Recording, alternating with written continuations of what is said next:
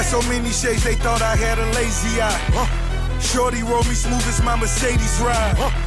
No love, cry when only babies die. So here it is, the full guide to profitability trading ICT. We have no time to waste. I'm not even going to do an intro on this video. Just getting straight into the key steps and all that you need in order to be profitable trading ICT concepts. I've laid it out step by step inside of this video, so you do not need to think twice when you approach the markets in the next AM session. Let's get straight into it. So your main question is, what is the model that we actually trade? The model I trade personally is called the unicorn model. It's based off a fair value gap paired with a breaker block or a mitigation block, a sweeper liquidity, and a few other confluences which I've literally put from a 1 to 8 checklist for you guys. This is the entry checklist. Feel free to screenshot this by all means for each trade that I take. The model itself is massively overcomplicated from many of you guys, unfortunately, watching hundreds and hundreds of YouTube videos on a Saturday or a Sunday night, getting completely overwhelmed and getting told information here, information there, and you approach the AM session, you have about 5 different models flying through your mind at one time. You can't actually sit there and stick to one. This is why I've laid out the full checklist inside of multiple slides dissecting each ICT topic inside of this video. There will not be another video that you need to watch. The first thing that you do when you approach the New York AM session, around 9:20 AM New York time, you mark out your key liquidity levels, and then you determine your bias, and you only take a trade that follows your bias and has a sweeper liquidity that follows the bias. For example, if you have a bullish bias, you want to see a sweep of sell side, and a bearish bias, you want to see a sweep of buy side. Now the other confluences in order to enter a trade: a fair value gap on both NQ and ES, a shift in market structure on both NQ and ES, not going against the 5 and 15 minute draw. So you're probably thinking, what is that? If you're trading into an opposing 5 or 15 minute imbalance, for example, if you're looking for a long position and you're trading into a 5 or 15 minute bearish imbalance, that's going against the trade. You can still take the trade, it just means it's B+. So bear in mind that it's lower probability. However, I still take those trades. It's still profitable, and it just means that it's not A+.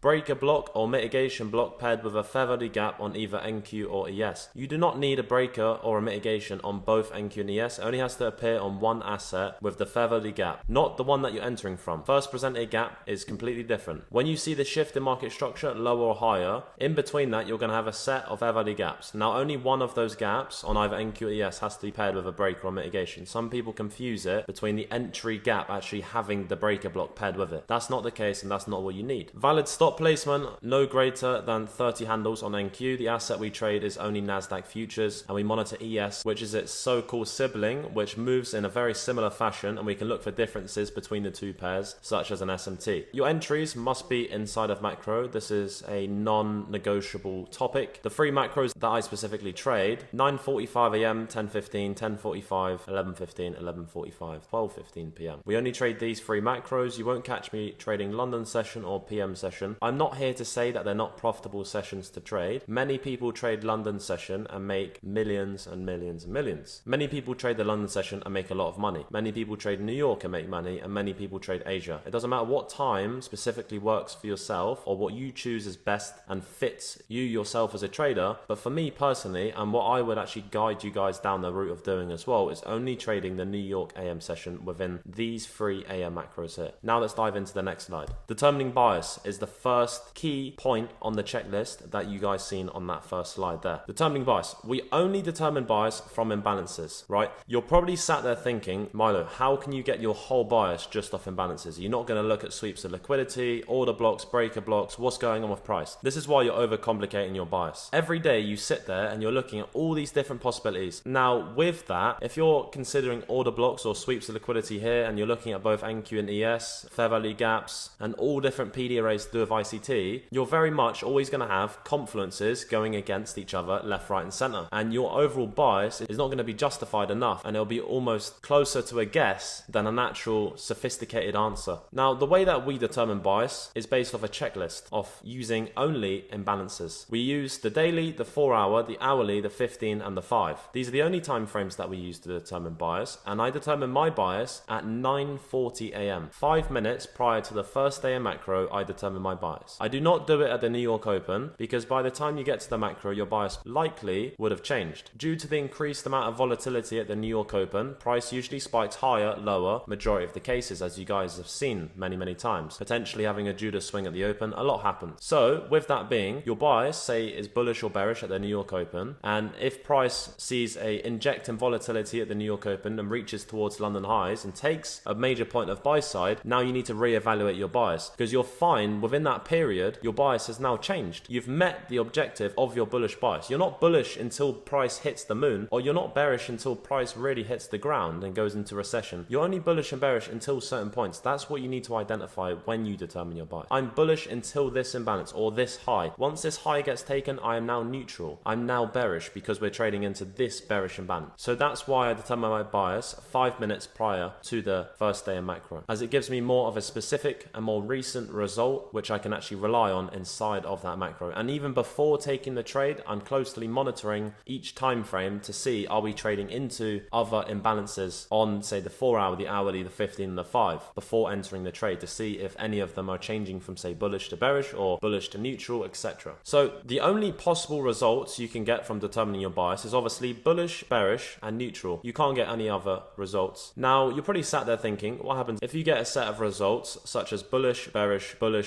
neutral? Well, you're actually going to have a overall neutral bias as of that point. Milo, what do you do when you have a neutral bias? You want to sit there, monitor price, and price will give you a bias. If your bias is neutral and you take buy side and the model forms, you do not take the trade. If your bias is non-existent and you don't know where price is going to go, you do not shoot a gun not knowing which way the barrel is. Otherwise, you're going to blow your own head off if you're not careful. This is why it's very important you only take a trade when you have a bias in place. You understand price is going to draw higher. You understand price is going to draw lower. Then you look for a sweep of liquidity following that, and then you take the trade. Simple as that. Robotic when it is coming towards an entry for a trade based off a checklist. And you have to understand that the way that we trade is very black and white. You're either making the correct decisions or you're not, and that means you're unprofitable. So if you're making the correct decisions, then you're profitable. Now, one thing that I must say about the trades that you do take, you need to be very diligent about your thought process and understanding, did I take and make the right decisions in order to take this trade, and disregard the overall outlook, whether you made money or lost money on that trade, because that's all people care about. They text their friend, or they speak to other people, or they be happy and content on the day if they made money. Now, you need to remove the dollar amount away from your trading and actually ensure that you're taking the right trades. It doesn't matter if you win 5 trades in a row.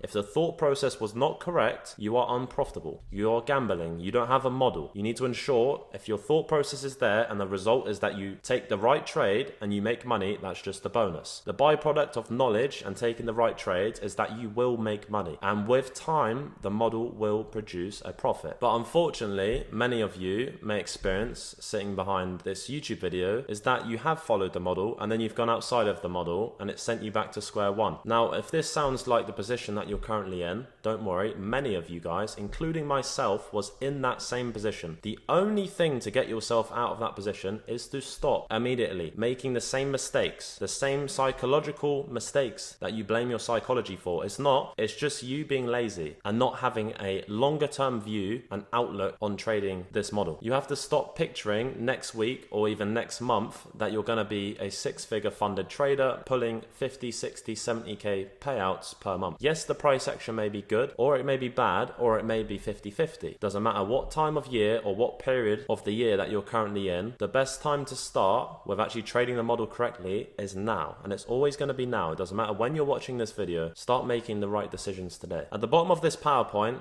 I've put the slow route is the fast route, and you're probably thinking, what does that mean? The slow route of you taking the right trades, following the model correctly, based off each 1 to 8 points on the checklist that I've laid out for you guys, may feel like a longer route, that you're only taking 1 to 3 trades per week. You're averaging about 1 winning trade per week, risking $350 per trade on a 50k funded account, and you're yielding about $700 to $750 profit per trade, or losing $350 per trade. That may feel like a slow process. But the person who gambles ends up losing all of his accounts, majority and every single time. Now you're going to surpass the people that try take the faster route to getting funded, the faster route to getting paid out, which is so-called gambling, and you're going to surpass with increasing your capital over time, getting consistent payouts because you're actually following a model that works, not a gambler's mindset and going in the gambler's cycle of going up and all the way back to square one. So if we was looking at the 4-hour time frame, we would determine our bias based off this chart, considering this is the 4-hour, as bullish because prices traded down into a 4-hour bullish fair value gap. Therefore, our bias is going to be bullish on this time frame. Now, if price on the 4-hour time frame then drawn lower and is below the gap, we are still bullish until that candle closes. Then if the 4-hour time frame then closes below the 4-hour bullish gap, then that's going to be an inverse. The draw as of that point is then going to be bearish towards the next low on the 4-hour or the next 4-hour bullish gap, whichever is closest. Once that draw's been met, if you take the low, you're neutral because the draw's then been met. So you go from bearish to neutral. Or if price draws into a 4-hour bullish gap, you go from bearish to bullish because now we assume that the 4-hour bullish gap is respected until it's disrespected. So we go from bearish to bullish.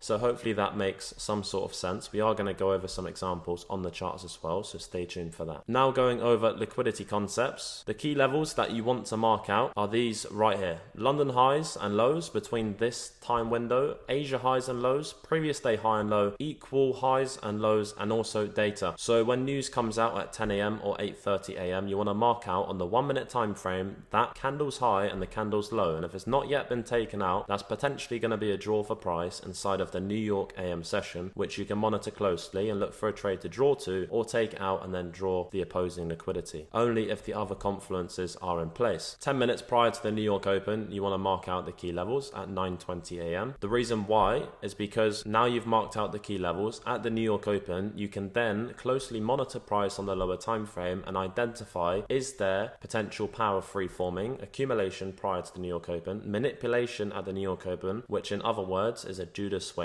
and then distribution phase, which you can then look for and base a trade off if the other confluences are in place inside of macro. We mark out the key liquidity levels on the 15-minute time frame, not the 4-hour, not the daily, not the hourly. On the 15-minute, you mark out obvious 15-minute highs and lows, and then time-based highs and lows, equal and data, etc. Breaker blocks and mitigation blocks. What is a breaker and a mitigation? How do you apply it to price? A breaker block and a mitigation block is simply an inverse order block. The difference between the two is when a breaker block will take out the previous short-term high or low before inversing the order block, and a mitigation will not. So a mitigation will not take the previous high or low, and a breaker block will. Here's a breaker block example. Price takes the high and then closes below the order block to form it into a breaker block. A mitigation block does not take the previous high, then closes below the order block and turns it into a mitigation block. Now this, paired with a fair value gap, ends up strengthening the fair value gap, and this is what we look for as one of our checklist-based entries / confluences to entering a trade. And don't worry, we're going to get into some examples inside of this video as well. Macro timings in order to enter a trade, as you guys are already familiar from the first slide. The three macro timings are here: 9:45, 10 and 11:45 a.m. and the three sessions, London, New York and Asia, between these three time periods here. So now we're going to completely dissect everything we've just talked about on the charts. Let's get straight into it. Okay, so here we have a clear example on TradeZeller backtesting tool of a trade that I took last year myself. Now let's get straight into it. It's a very clean, clear example of the exact points we've just discussed in previous slides. Now starting off at the New York Open, we're going to mark out the key levels for price, and you can see on this specific day, this is Wednesday, and CPI came out at 8:30 a.m. Didn't move too much, actually caused the result for around 30 handles. You can see on the 1-minute time frame we have a very obvious low created for price here, which is going to result to be data lows. So we can quickly mark that out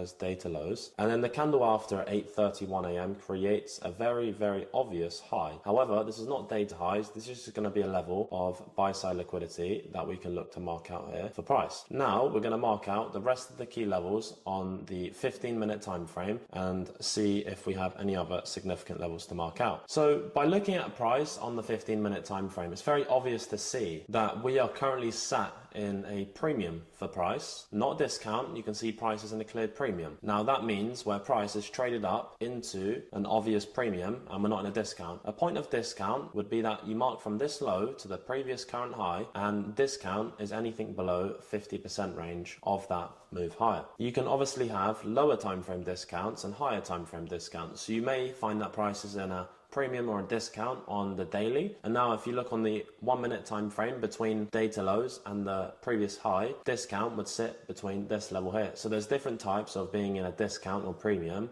as far as looking at different time frames. So by looking at price, I can see that we've marked out all of the levels that we could have already on this current session. Now we want to determine our overall bias. So by looking at the daily time frame as of now, you can see we was in a daily bearish fair value gap, which then got inversed on the 13th of August. Therefore, the draw on the daily time frame is going to be bullish and higher towards the next high or imbalance. And in this case, the closest point is going to be this daily bearish imbalance for price, which you can see here. Once we trade into this area, the daily is then going to be bearish, and the draw of bullish would then be met once we reach this area here. So we can write down on the chart as of now, 1 day bullish. And now let's head to the 4-hour time frame. Okay, visually looking at the 4-hour time frame here, I can see that the current 4-hour candle reached down into the 4-hour bullish fair value gap. The draw out of this imbalance is going to be the next high or imbalance. You can see here this candle has already wicked up to the previous short-term high on the 4-hour time frame and taken it. So we're not currently actually trading inside of the 4-hour bullish gap anymore. We've taken the high, so the bias is neutral. And then if you actually look to the left, you can see after taking the high, we tapped into a 4-hour bearish fair value gap. So now our overall bias is now going to lean towards neutral, as the 4-hour is now bearish. So we have a result as bullish and bearish, so we're neutral. Now let's look at the hourly time frame. Okay, so starting on the hourly time frame, I've already marked out this hourly bearish fair value gap, and potentially you can mark out these unfilled hourly gaps as well above. But by looking at the hourly, we're not currently inside of an hourly bullish gap as of now. You can see we've traded out of a gap, but then the draw would be bullish until the next high. We took the high and then we're neutral, and we went from neutral to bearish because we're now in an hourly bearish gap. So our bias on the hourly time frame is now leaning towards bearish. So now let's take a look at the 15-minute time frame. So by looking at the 15-minute time frame as of now, you can see we're currently not inside of a 15-minute bullish gap, so we're not bullish. And if we was bullish, we would have been bullish out of these imbalances, but then we've met the draw of the previous 15-minute high. So we'd be neutral as of now. So let's locate to the left to see, are we inside of a 15-minute bearish gap as of now? So if we just mark out this area and see, has price traded into it, yes or no? And the answer to that is no. So the 15-minute bias as of now is going to be neutral. So that means that we're not trading out of anything, nor bullish nor bearish. So here on the 5-minute time frame, you can see price trades out of a 5-minute bullish fair value gap, and the draw is going to be the next 5-minute high. We then took the next 5-minute high, so the bias on the 5-minute is neutral. We're not currently, as of this next open candle open, so from the next candle open, which you can see here, is not currently inside of the 5-minute bullish gap, and nor are we in a 5-minute bearish gap. So the bias on the 5-minute is also going to be neutral. So our overall bias as of now, 2 bearish and 1 bullish. When it comes to a neutral result, you can simply just delete them off and exclude them from your current set of results. That's 2 out of 3, so that's a 60% bearish bias. So the first day of macro is at 9:45 a.m. to 10:15. So let's mark out that macro window. I like to visually mark it out so I understand when I'm going to be potentially executing into a trade, if there potentially is one in front of me, and giving me that visual representative. So let's fast forward price upwards towards this macro and see what happens at the New York Open. Okay, so very obvious from what we previously spoke about in the PowerPoint slides is that we've had a Judas swing at the New York Open. From the 9:30 open candle, price opened at 19,137.25. So you can mark out the low of the New York Open. Price immediately goes for the point of buy side that we originally marked out. We swept buy side, and then price ends up coming back to the New York Open price, which is at this level here. So immediate Judas swing to take out buy side and then return back to the New York Open low. So that's already a confluence to our already existing bearish bias. And with price taking that previous high and that point of buy side, price is now tapped into more higher time frame bearish imbalances, such as the 4-hour bearish gap resting above that point of buy side. So we have have a bearish bias, a sweep of buy side, and a Judas swing as of now. So let's fast forward upwards towards this macro. Also, by looking at ES, it's important when you do mark out key points of liquidity, you mark it out on both NQ and ES, because we can look for two differences. One as an SMT, and also when you're in a trade, if ES takes the objective of the trade, such as data lows, if you're looking to target that area, then you must close out of the trade if ES takes it before NQ. It's very, very essential, because why use an SMT to go with your trade,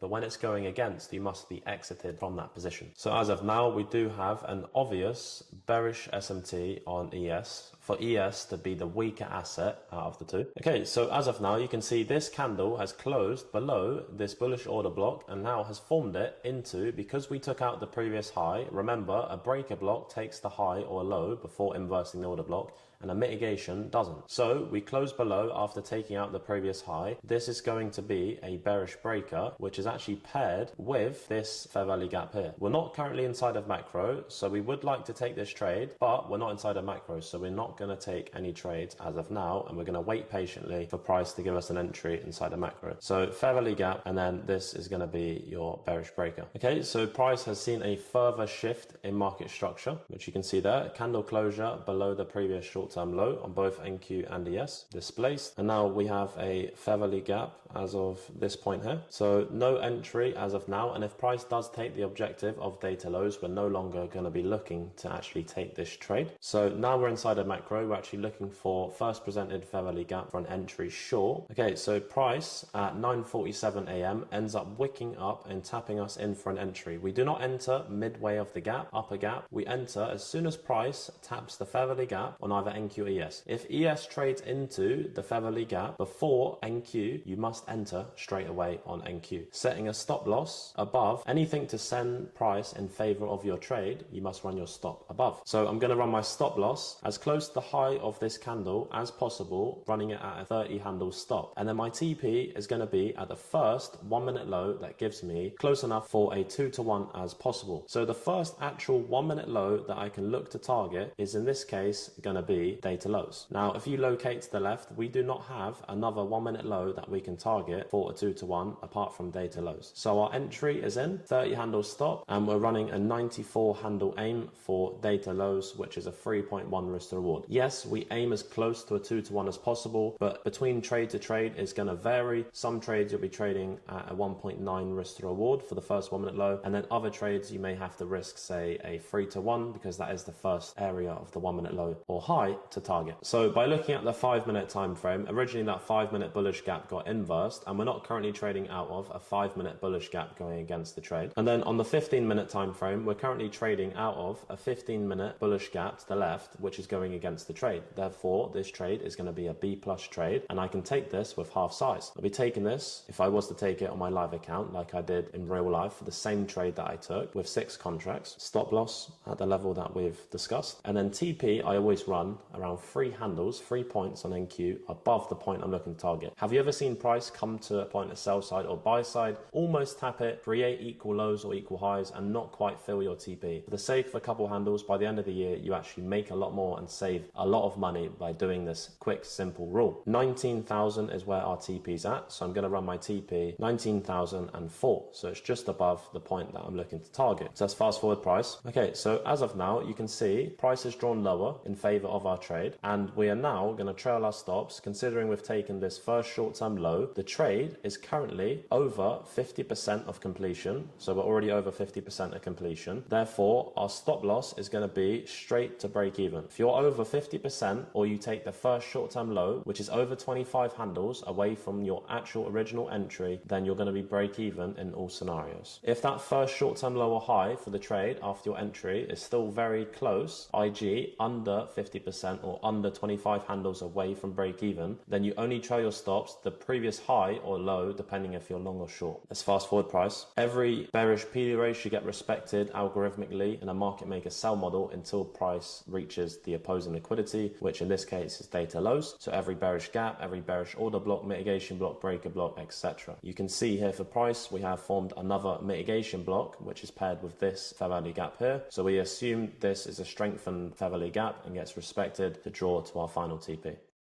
And there you have it. Price trades out of the imbalance, and then price goes sideways, trades back up into that imbalance for it to test it for the final time, and then ends up drawing to the opposing liquidity of data lows. If you guys have enjoyed this example and the full broken down model inside of this video, make sure to drop a thumbs up, subscribe to this channel as you may not hear my voice again, and for any suggestions for future videos on this channel, feel free to comment below, and I view as many and all of your guys' comments, which you do place on each one of my videos. I hope every single one of you have taken something valuable away from this video, and I hope you have a great rest of your weekend, and I'll speak to you shortly.